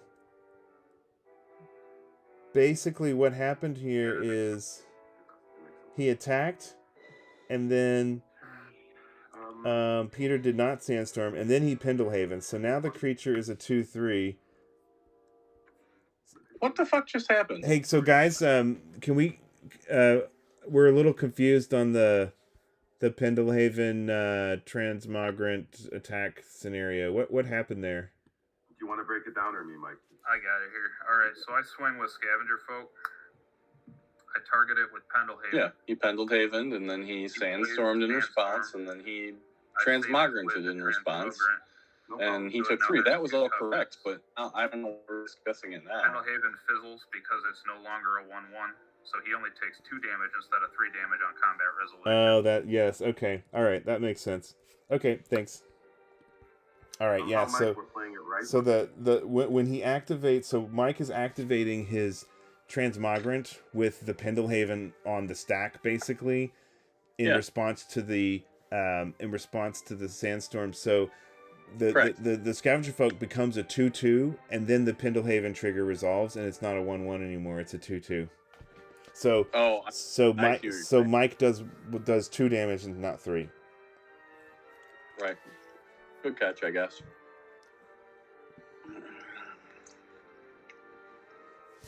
Yeah. Okay, so the drop of honey eats the Scavenger Folk.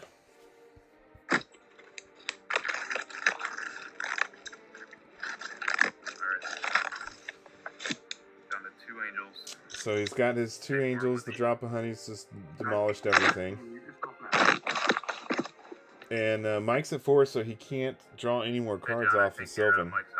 One of the things maybe he should have sideboarded in, John, was that Dark Heart of the Wood, because then he could sack forests and draw more cards. Yeah, maybe. Guys, we got hot mics. Everybody's all talking at the same time. Uh-oh.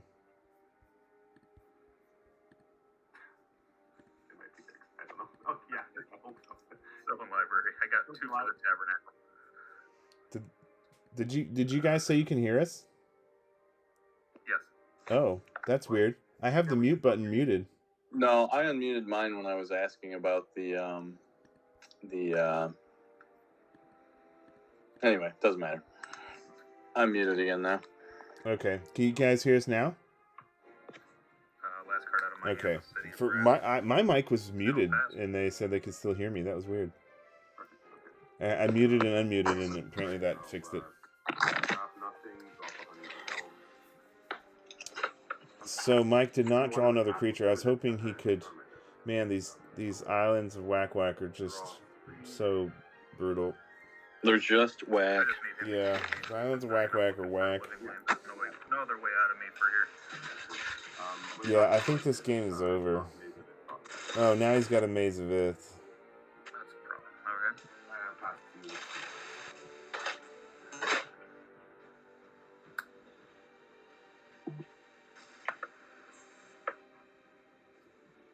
So I did check Pendlehaven because I was curious if it worked like Sorcerer's Queen, where it only cares about the base power and toughness and doesn't care about the counter on it, but it's not the case. It does check to see if the creature's a 1/1 still. And if it's not, it doesn't do anything. Yeah, that's what Mike was saying as well. I just sacrifice the angels to themselves. So he sacrifices the angels to themselves to get rid of the drop of honey. And he plays a Fellwar Stone and passes. So Mike does have, let's see, 3, 4, 5, 6, 7, 8, 9. 3, 4, 5, 6, 7, 8, 9. They both have 9 lands. So I guess there's parity there if, well, actually, Peter's got 10 because he's got the Tabernacle, so if he plays Living Plane, he is ahead. Spirit Link into the graveyard. Yeah, he's just gonna lock him out. Yeah. I mean, I think this game's over, right?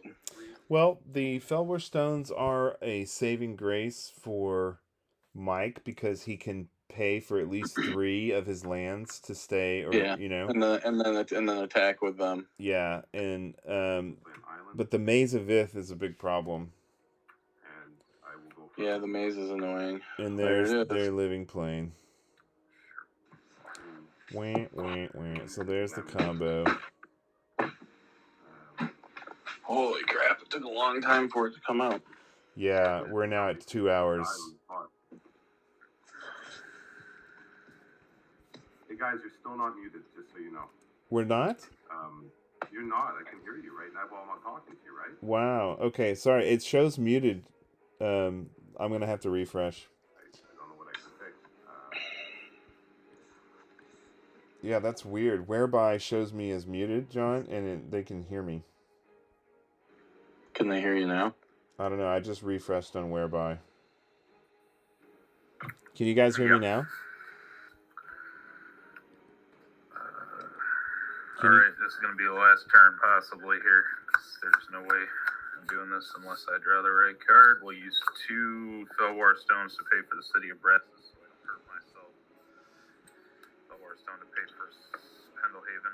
Okay, so he's paying for those, and then his other lands are paying for themselves. Yeah. 1, 2, Yeah, and the city. He's got City of It's Brass. it's nice to not have to use City of Brass mana in this situation. That's another good thing with Forward Stone. Oh, he's just conceding. Yeah. Yeah, I was worried about that drain. It was. I only had one, but it was enough. It was. I mean, he could have attacked with his 3 lands, I guess, and then Peter either takes it or... Well, and then he just dies next turn, right? Yeah. It just dies to Peter attacking. So, interesting match. I definitely think that Mike really struggled to have answers for all of Peter's control. But, you know, if we look back at Peter's deck, anybody would have trouble, with this. Oh, well, yeah, I mean, I don't...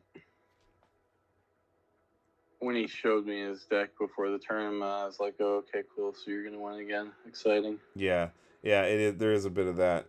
I don't know what to do, there's a lot of good players in this tournament, and there's a lot of really cool decks, but this thing here that Peter has brewed is so brutal, and he worked on this with Damien, by the way, so him and Damien both spent a lot of time tinkering and doing different things, and they ended up in similar but different places, but I think there's like 16 cards difference between their decks. That's a lot. Yeah, that's a pretty wide divide when they started on the same premise. Yeah, they're both. I'd actually be really interesting if him and Damien end up playing each other. Well, that's what we predicted. We predicted that it'll be Damien versus Peter for the finals, and that Peter would win. We talked a lot about it, but also Peter was. We'll see. Peter was in this top 8 review, so. All right, yeah. So when we look at the brackets, so Mike loses to Peter, and Peter wins 2-1. So Peter will go to the semifinals. Damien and William are going to play on Saturday. They've agreed. John, you need to play Nick, so we should plan y'all's match, and we can cover that. I already played him right before we watched this match. Did you record it? Yep. Oh, you did? Okay, well, that's good. So we can do commentary on that. And then Christopher, Zach, and Terry, we'll have to coordinate with those guys. But that was a tough match, and Peter emerges victorious again.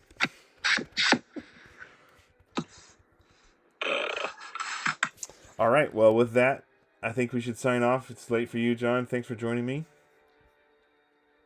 Goodbye forever. All right, see you later.